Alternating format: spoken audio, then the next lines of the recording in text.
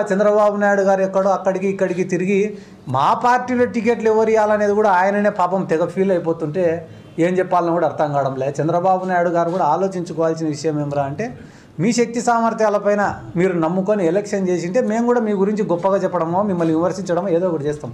మీరు ఆధారపడిందంతా కూడా ఒకటి పవన్ కళ్యాణ్ పైన, రెండోది బీజేపీలోని పెద్దలపైన వాళ్ళ అపాయింట్మెంట్ల కోసం ఎదురు చూసుకుంటా.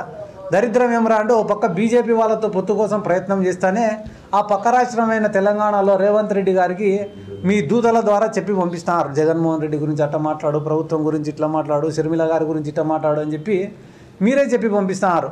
కానీ చంద్రబాబు నాయుడు గారి గురించి మనం కూడా ఒకటి పొగడాల్సిన విషయం ఏమరా అంటే, దేశంలో బీజేపీని కాంగ్రెస్ని ఇద్దరిని చెరొక సంఖలో పెట్టుకొని నడుపుదాం అనుకుంటాను చూడు, ఇది నీ గొప్పతనం.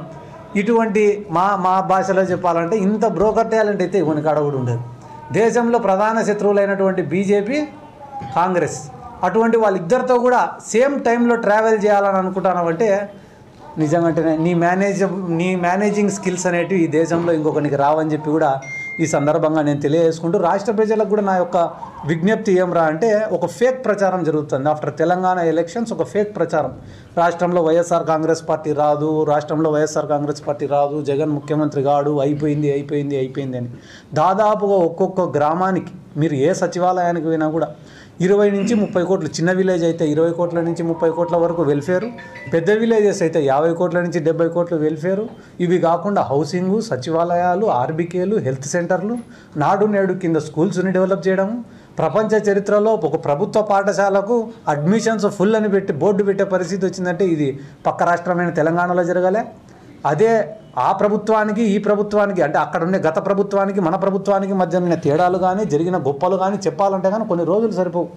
దళితులు ఉన్నారు ఎంతోమంది రాష్ట్రంలో, ఇక్కడ అసైన్డ్ భూములు ఉంటే కానీ ఆ అసైన్డ్ భూములకు పేదలకే హక్కు కల్పించి అమ్ముకొని లాభపడేదానికి జగన్మోహన్ రెడ్డి గారు జీవో ఇస్తే, తెలంగాణ ప్రభుత్వంలో అసైన్డ్ భూములను మళ్ళీ ప్రభుత్వమే వెనక్కి తీసుకొని వేలం వేసింది.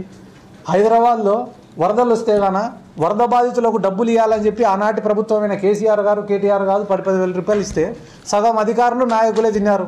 కానీ ఆంధ్ర రాష్ట్రంలో ఏదైనా బెనిఫిషియరీకి డబ్బులు ఇవ్వాలనుకుంటే గాన డీబీటీ పద్ధతిలో డైరెక్ట్గా వాళ్ళ అకౌంట్లోకి చేరుతుంది. కానీ ఎక్కడైనా కూడా కరప్షన్ జరిగే స్కోప్ ఉందే?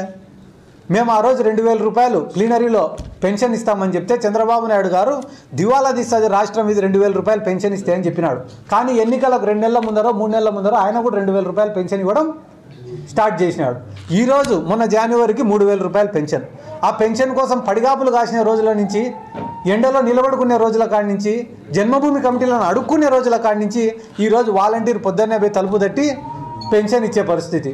ఓ పక్కన విద్యారంగంలో కానీ, వైద్య రంగంలో కానీ, వ్యవసాయ రంగంలో కానీ, అదే రకంగా ఉద్యోగ కల్పన, యువకులను ఏదో ఒక రకంగా రెచ్చగొట్టాలా.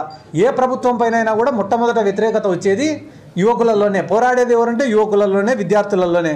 అటువంటి యువకులను ఏదో ఒక రకంగా వాళ్ళ పక్కకు డైవర్ట్ చేసుకోవాలనే ఉద్దేశంతో ఉద్యోగ అవకాశాలు వచ్చినాయా, నోటిఫికేషన్ వచ్చిందా, ఇటువంటి మాటలన్నీ మాట్లాడుతున్నారు చంద్రబాబు నాయుడు గారు. కళ్ళు తెరిచి ప్రతి గ్రామంలో సచివాలయానికి పోతే కళ్ళ ముందర కనిపించే అంశం సచివాలయాల్లోని ఉద్యోగాలు. 1,25,000 మందికి సచివాలయాల్లో బేసింగ్ ఆన్ మెరిట్ వాళ్ళకు ఉద్యోగాలు ఇస్తే ఈరోజు ఒక్కొక్కరికి జీతం 28,000 రూపాయలు ఇస్తుంటే, ఏ రకంగా చంద్రబాబు నాయుడు గారు మీ మొత్తం టెన్యూర్లో పర్మనెంట్ ఉద్యోగాలు ఎన్ని ఇచ్చినారు మీరు? జగన్మోహన్ రెడ్డి గారు ఎలక్షన్లు అయిపోయినాక 5 నెలల లోపలే, 4 నెలల లోపలే ఇచ్చిన 1,25,000 ఉద్యోగాలు మీకు కనపడడం లేదా? ఏ ప్రభుత్వానికైనా కూడా 5 సంవత్సరాలలో ఆ గవర్నమెంట్ యొక్క శక్తి సామర్థ్యాలను నిరూపించుకోవాలంటే ఈ ప్రభుత్వం ఏ ప్రభుత్వానికైనా కూడా చాలా కఠినమైన టార్గెట్, కఠినమైన పరీక్ష. అయినప్పటికీ ఈ 5 సంవత్సరాలలో దాదాపుగా 1.5 సంవత్సరంకు పైగా కోవిడ్కు పోయింది. కోవిడ్కు పోయినా కూడా కోవిడ్ లాంటి క్లిష్ట సమయంలో కూడా పేదవాళ్లకు వెల్ఫేర్ అనేది ఆపకుండా అందించినాడంటే ఇవన్నీ కూడా గుర్తు చేయాల్సినటువంటి అవసరం రాష్ట్ర ప్రజలకు ఎంతైనా కూడా ఉంది. ఎందుకంటే కానీ ఈ రాష్ట్రంలో ప్రస్తుతం అనేది ఒక ఫేక్ ప్రచారం చేయడంలో మాత్రం తెలుగుదేశం వాళ్ళు సక్సెస్ అయినారు.